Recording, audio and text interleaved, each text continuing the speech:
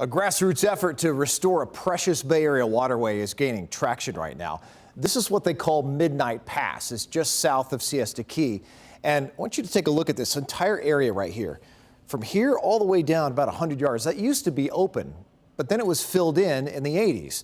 The water quality in Sarasota Bay, little Sarasota Bay behind it when they did, has deteriorated ever since. The fix, highly controversial, but an army of homeowners are making waves now saying it's time.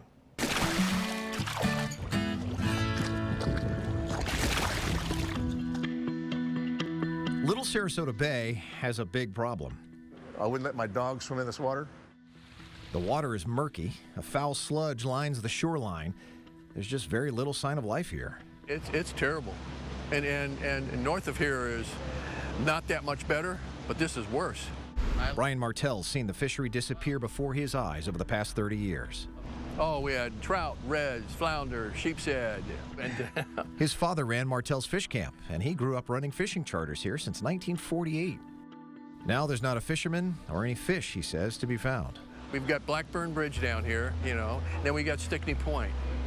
Unless you have a pass here in the middle, this water doesn't move, it just stagnates.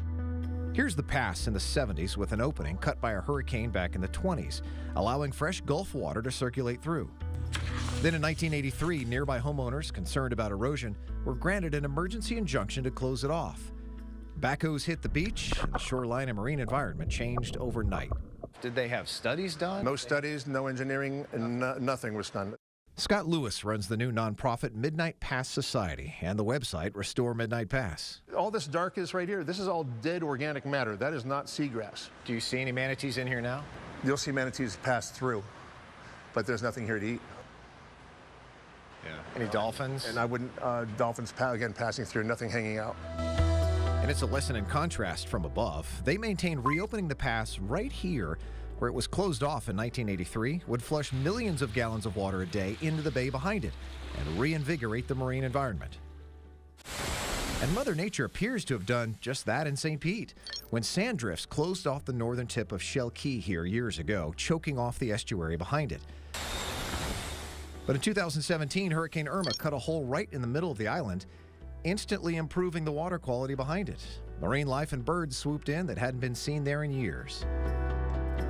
But it's not just as easy as bringing in a backhoe and chopping this out. This new water is going to bring in new sand back here. That could be an issue if they don't dredge it. And dredging is also going to cost money.